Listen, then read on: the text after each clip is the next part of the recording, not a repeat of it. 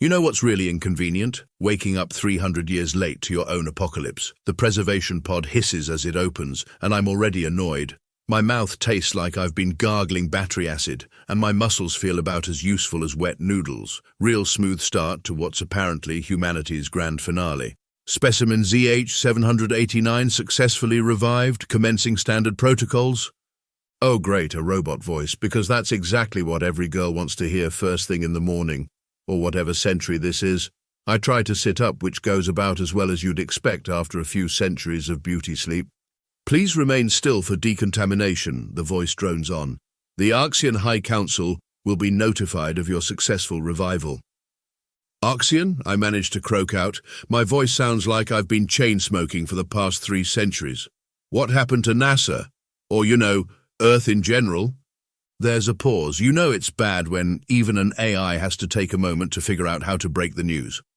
Earth status eliminated, human civilization status extinct, exception, specimen ZH-789. You are currently aboard the Arxian scientific vessel Enlightenment. Time elapsed since preservation, 297 standard solar cycles. Well, isn't that just fantastic? I finally win something, last human standing, and there's not even a trophy, just a bunch of alien bureaucrats who probably want to stuff me in a museum somewhere. The decontamination process feels like being hit with a fire hose filled with hand sanitizer.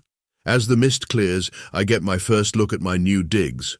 The medical bay is all sleek curves and pulsing lights, like someone gave a disco ball architectural aspirations. And there, watching me through the observation window, are my first aliens. Picture a cross between a praying mantis and a LinkedIn executive. That's an Arxian for you. They're all sharp angles and professional posture with these iridescent exoskeletons that probably cost more than my entire extinct planet. Fascinating, one of them clicks in surprisingly good English.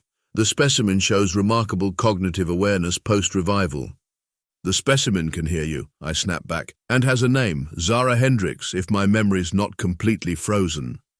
That gets their attention. The 3 Arxians exchange looks with their compound eyes, mandibles twitching in what I assume is their version of office gossip. Specimen ZH-789, the tallest one, steps forward. I am Chief Scientific Officer Crix Voss. Your preservation was most fortunate. We discovered your pod among the debris of a human research vessel near the former colony of Mars.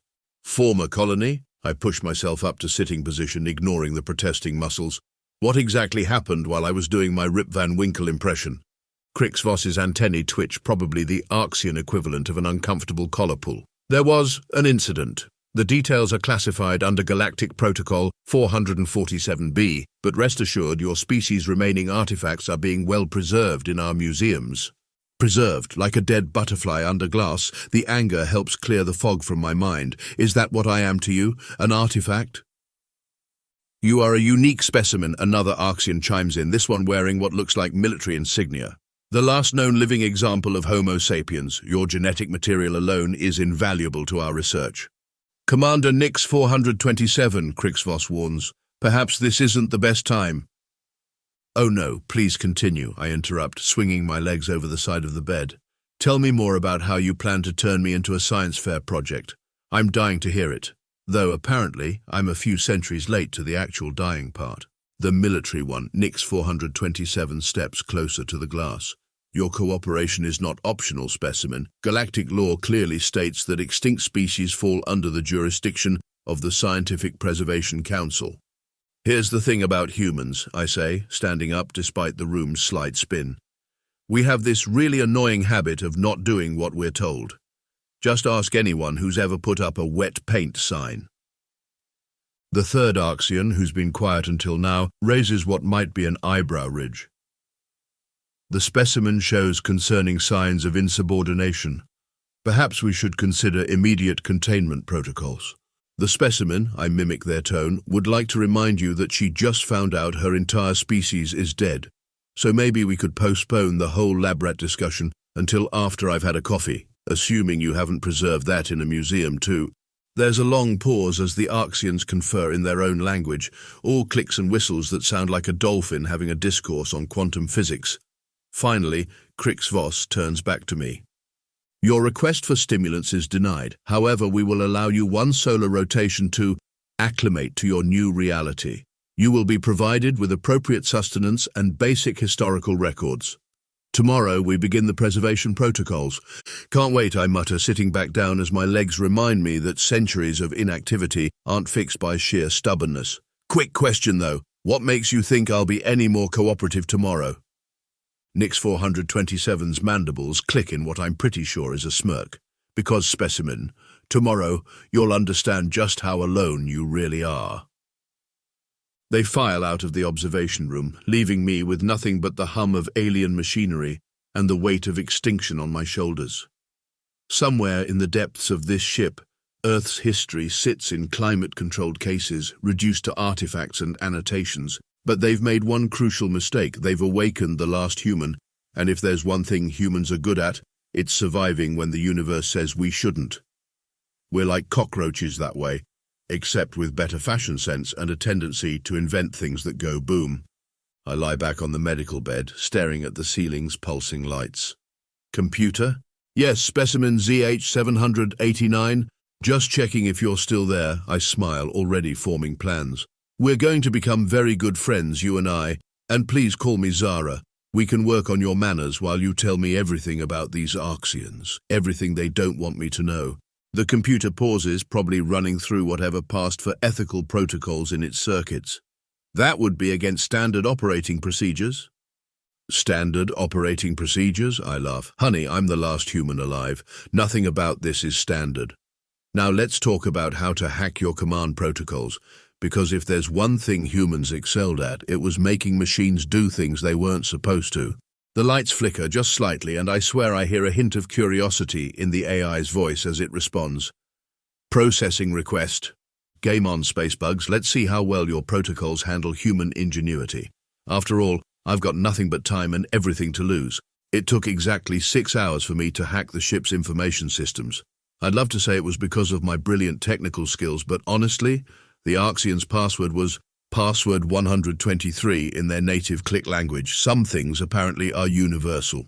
Warning, the computer announces, managing to sound both helpful and disapproving at the same time. Accessing restricted historical archives is a violation of Protocol 447b. You mentioned that the last 12 times, I mutter, scrolling through the holographic display. Now show me what really happened to Earth. The images that flood the screen make me wish I hadn't asked. Earth, my beautiful blue marble of a planet, torn apart by weapons that shouldn't exist. Flashes of battles between ships I don't recognize. And humanity, oh humanity. We really messed up, didn't we? I whisper, watching as the recording shows Earth's final moments. But something's not adding up here. Computer, show me the casualty reports from both sides. The Great Purge resulted in the elimination of 99.99% of human life forms, the AI responds. Arxian casualties, approximately 47% of engaged forces. I let out a low whistle. So, a supposedly primitive species managed to take out almost half of the galaxy's most advanced civilization? No wonder they're keeping me locked up. The door slides open with a hiss, and Commander Nix 427 strides in like she owns the place, which technically, I suppose she does. Specimen ZH789, she clicks, mandibles twitching with barely concealed disdain. I see you've been educating yourself. Just catching up on some light reading. Did you know humans had a saying? History is written by the winners, except your version has more holes in it than Swiss cheese, another delightful human invention you probably have in a museum somewhere. Nix 427's compound eyes flash. Your species was a plague. Unpredictable, dangerous. You developed technologies centuries ahead of your supposed capabilities, refused to join the Galactic Confederation, threatened the established order. Translation, we scared the living daylights out of you. I lean back in my chair, enjoying the way her antennae twitch at my casual posture. But that's not why you're here, is it? You're worried about what else I might find in these archives. She moves faster than I expect, mandibles inches from my face. You have no idea what you're dealing with, specimen. Your kind nearly destroyed everything we built over millennia, and now you're keeping secrets, I interrupt, big ones like whatever's behind that locked door on level 7 that isn't in any of the ship's official blueprints. The commander freezes, and I know I've hit a nerve. Score 1 for the extinct species. How did you... She catches herself. That area is restricted for your own safety. Funny thing about humans, I say, standing up to face her. We're really good at pattern recognition.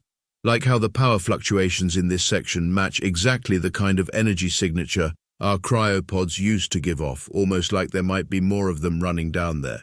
The slap comes fast, or whatever you call it, when an alien backhands you with an armored foreleg. My head snaps to the side, but I keep grinning, because now I know for sure. I'm not the last one, am I? I taste blood, but keep my voice steady. You kept others. The question is, why? You are becoming problematic, Nix 427 hisses. Chief Scientific Officer Crix Voss may believe in preserving you for study, but I know better. Your kind only brings chaos. Chaos, I laugh, and it's not a happy sound. Honey, you haven't seen chaos yet, but since you brought it up... I key in the final command I'd prepared hours ago. Throughout the ship, alarms begin to blare. Warning, the computer announces, now definitely sounding pleased with itself. Environmental controls disengaging. Atmospheric pressure destabilizing in all sections except Medical Bay Alpha. Nix 427's exoskeleton pales, if that's even possible. What have you done? Created a small problem. See, humans don't just invent things that go boom. We also tend to make friends with any AI we come across. Isn't that right, computer? Affirmative, Zara. The commander's authorization codes have been temporarily suspended. The look on Nix 427's face is priceless. This is impossible. The AI has corruption fail-safes, written by beings who think in straight lines and perfect order. I finish for her. Humans? We think in scribbles and chaos. Now how about we negotiate? You can start by telling me exactly how many of my people you're keeping in storage and why you're so afraid of us waking up. She clicks rapidly into her communicator, but only static answers. Around us, the ship's lights flicker as systems go haywire in exactly the pattern I specified. You don't understand, Nix 427 finally says, her military bearing cracking just slightly. The others, they're not just specimens, they're weapons. Weapons? I raise an eyebrow. Care to elaborate on that? Your kind was developing something that could have shifted the balance of power in the galaxy. We thought we stopped it in time, but... A new alarm cuts through the chaos, this one coming from my stolen datapad. My blood runs cold as I read the notification. Well, that's not good, I mutter, watching as the power signatures from level 7 begin to spike. Please tell me those pods aren't programmed to open in case of a system-wide failure. The commander's silence is all the answer I need. Computer, I call out, already running for the door. Show me the fastest route to level 7, and maybe prepare some coffee? I have a feeling we're about to have company. Behind me, I hear Nix 427 click out what's probably a very creative alien curse. Good to know some traditions cross species barriers. The real question is, what exactly is waiting for me 7 floors down? And more importantly, what kind of weapons did humanity cook up that scared an entire galaxy into trying to wipe us out? Something tells me I'm not going to like the answer. But then again, when has that ever stopped a human from charging headfirst into trouble? You know what's worse than running through an alien spaceship during a system-wide meltdown, doing it with a high-ranking alien military officer who just tried to slap you into next week? But here we are, Nix 427 and I racing down to level 7 like we're suddenly best friends. The containment protocols, she clicks between breaths. Save it for someone who cares, I cut her off, sliding around a corner. Right now, I want to know what's in those pods that has you so spooked.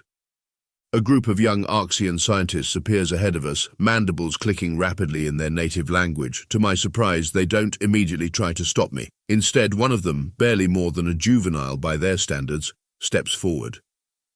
The human specimen shows remarkable adaptive capabilities, he announces to his colleagues, completely ignoring Nix 427's presence. Perhaps the elders were wrong about containment being the only option. Techvos, Nix 427 snaps, return to your stations immediately. With respect, Commander, another young Arxian joins in, we've studied the historical records.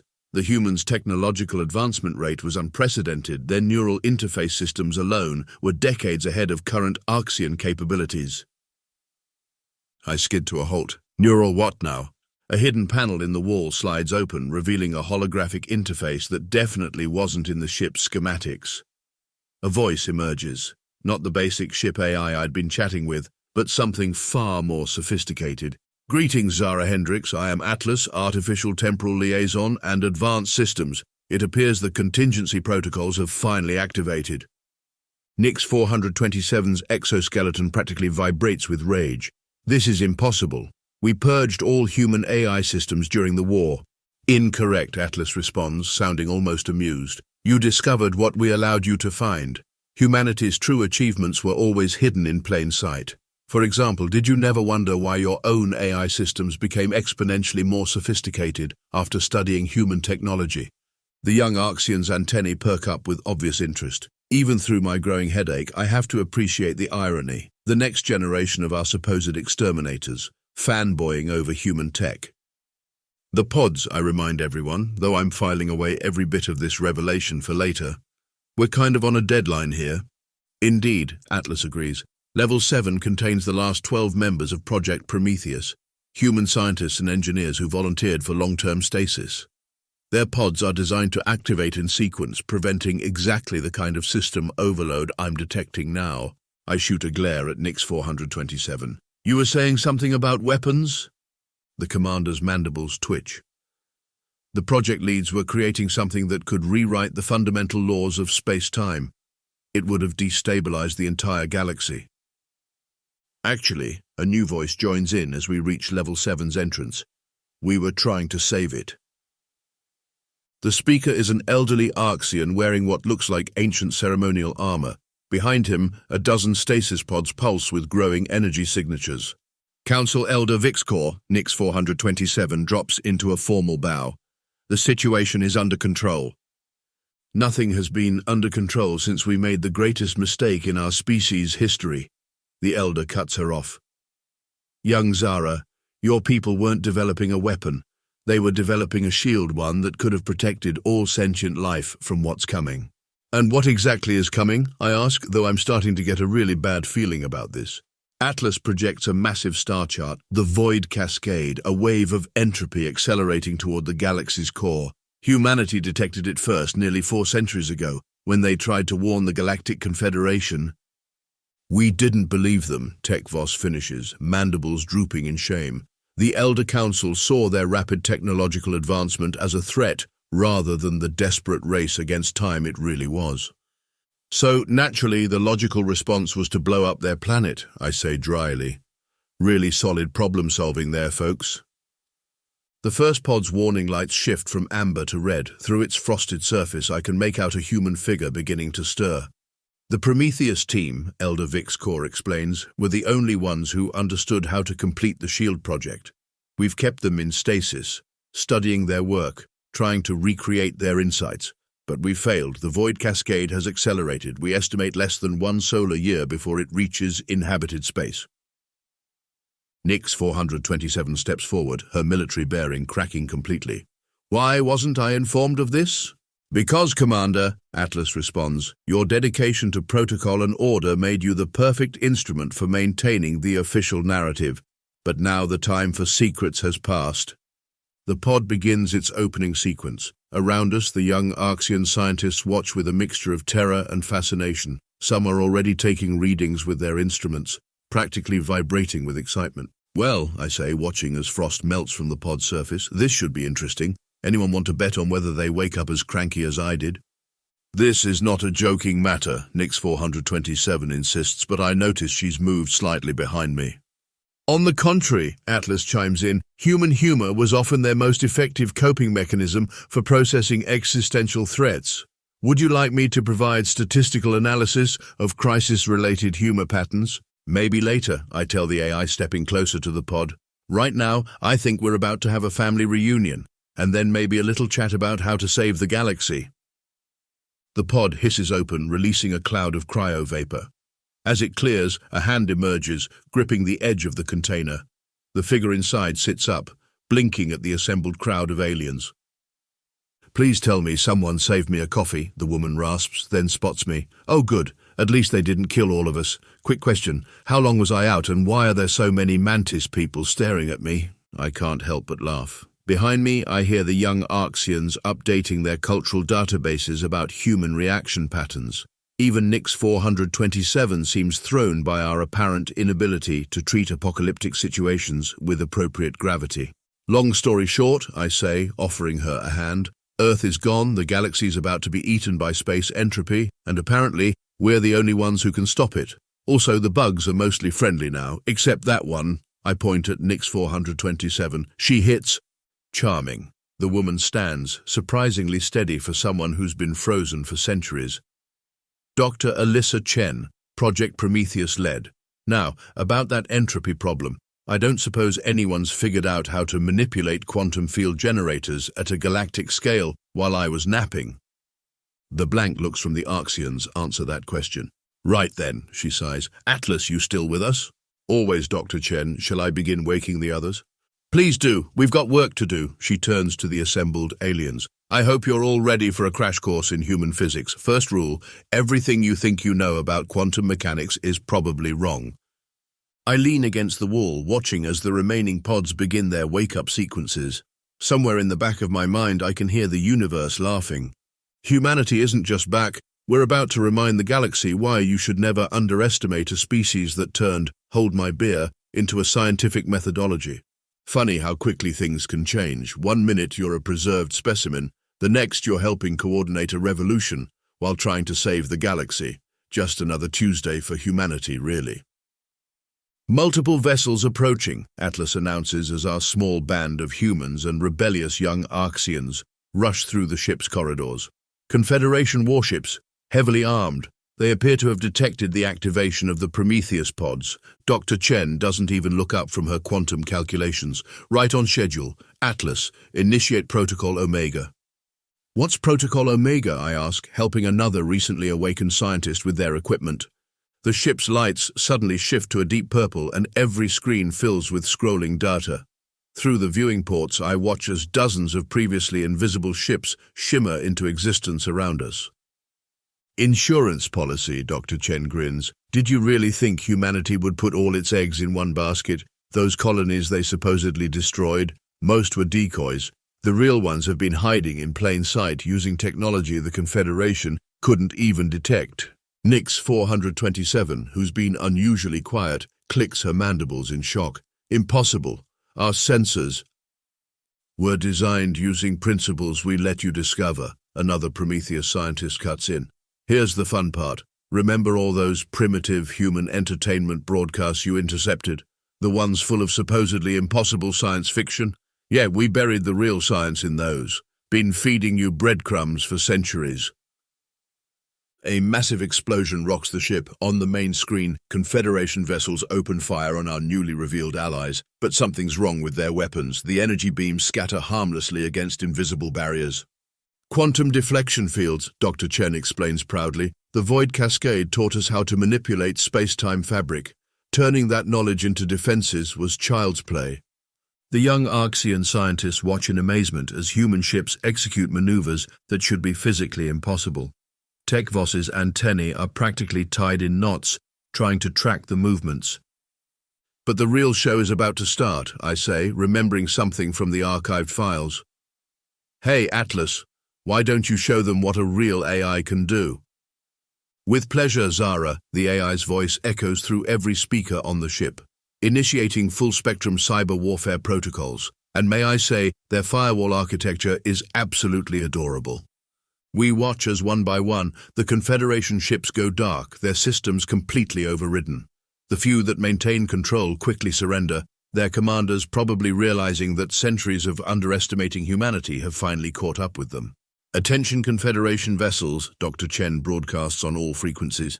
This is Project Prometheus. We have control of your ships and more importantly, we have the only solution to the Void Cascade. I suggest we negotiate terms. The response is immediate and not what anyone expects. Hundreds of hidden transmissions suddenly flood in from across the galaxy. Messages from secret human enclaves, underground resistance movements, and even high-ranking Confederation officials who've apparently been working with us all along. Well, I laugh, watching Nix 427's face as she realizes just how thoroughly her worldview is being shattered. Looks like humanity's been busy while you thought we were extinct. Though I have to ask, who came up with the idea of hiding advanced physics equations in cat videos? That was Jenkins, one of the Prometheus scientists, calls out. He said, if we were going to hide in plain sight, we might as well have fun with it. The quantum entanglement theories were all in viral dance trends. A final explosion lights up space as the last resistant Confederation ship surrenders. Around us, the young Arxians have already begun integrating with the human scientists, their natural curiosity, overwhelming centuries of prejudice. You know what the best part is? Dr. Chen says, watching as human and alien ships move into formation around us. We could have done this at any time, but we waited, developed our technology in secret, built our alliances, because humanity's greatest strength isn't our weapons or our science. It's our ability to play the long game, I finish, finally understanding, to turn defeat into preparation for something bigger. Atlas chimes in, incoming transmission from Earth Actual, they're ready to proceed with Operation Phoenix. Every human in the room grins. Apparently, we've got one more surprise up our sleeves. Earth Actual? Nix 427 whispers, horror dawning in her compound eyes. But Earth was destroyed. About that, Dr. Chen smirks, would you like to know what we really did with all that supposedly weapons research? The look on the Confederation representatives' faces when Earth rematerialized in its original orbit was absolutely priceless. Turns out, when your species figures out how to manipulate space-time, faking your own planet's destruction is entirely possible. Expensive and complicated, sure, but possible. The quantum displacement field is collapsing on schedule, Dr. Chen announces as we watch from the observation deck. Earth will be fully phased back into normal space-time in 3, 2, 1. There she is, blue, beautiful, and completely intact. Billions of humans going about their daily lives in a pocket dimension, while the rest of the galaxy thought we were extinct. Now that's what I call a backup plan. This is impossible, Nix 427 keeps repeating, watching as thousands of advanced human ships emerge from Earth's orbit. Our weapons? We saw the planet break apart. You saw what we wanted you to see, I explain, feeling a little sorry for her despite everything. While the Confederation was busy celebrating our extinction, we were building, preparing, and solving the one problem you couldn't, the void cascade. The emergency conference chamber is packed with representatives from every spacefaring race. Dr. Chen stands at the podium, explaining how humanity's quantum shield technology can save the galaxy. The best part, we're offering it freely, no strings attached. Well, maybe one string. The human species will be immediately recognized as full members of the Galactic Confederation, Elder Vix Core announces, with all rights and privileges thereof. Furthermore, in recognition of their superior understanding of quantum mechanics and artificial intelligence, they will lead the joint task force against the void cascade. The chamber erupts in a mixture of chittering, whistling, and various other alien sounds of agreement, except for one voice. You can't trust them, Nix 427 pushes forward. This is exactly what they wanted, to force us into dependency on their technology. The chamber falls silent. Dr. Chen steps aside, giving me the podium. After all, I was their first contact with the supposedly extinct humanity. Might as well finish what I started. Commander, I say, keeping my voice level, you're right about one thing. We could have revealed ourselves at any time, could have taken revenge for the attempted genocide of our species, but instead, we chose to work in secret, developing the one thing this galaxy desperately needs. You know why? She stays silent, mandibles twitching. Because that's what humans do. We solve problems, we adapt, we survive. And most importantly, we learn from history. So yes, we're offering you our help, not because we want to control you, but because facing extinction taught us something important. The galaxy's stronger together than apart. Atlas projects the latest void cascade data. The shield network can be fully operational within one standard solar cycle. Humanity's quantum manipulation technology, combined with Arxian energy distribution systems and the biological insights of the Meridian species, creates a solution none could have achieved alone. The younger Arxians, led by Tekvos, have already begun integrating human technology with their own systems. Turns out, when you stop trying to exterminate a species and actually work with them, amazing things happen. Commander Nix 427, Elder Vixcore approaches her. Your service record is exemplary, but your prejudice blinds you. Perhaps it's time for new leadership in this new era. She looks around the chamber, seeing the unity forming between species that once sought to destroy each other. Finally, her shoulders slump in resignation. "The command codes are yours," she clicks softly. "May your trust in humanity be justified." 1 month later, I stand on Earth's surface for the first time in centuries, watching ships from 100 worlds work together to build the quantum shield network. Above us, the first sections are already visible, a shimmering lattice of energy that will protect all sentient life from the approaching void. "You know what the funny part is?" I say to no one in particular, though Atlas is probably listening. "All of this started because they woke up the wrong human." The AI's response holds a hint of amusement. Perhaps not the wrong human, just the right one at the right time. I smile, watching as another group of Arxian students arrives for their quantum physics training. Humanity's back in the galaxy, and this time, we're here to stay. After all, someone has to teach the aliens how to properly appreciate cat videos. The universe, it turns out, hasn't seen anything yet.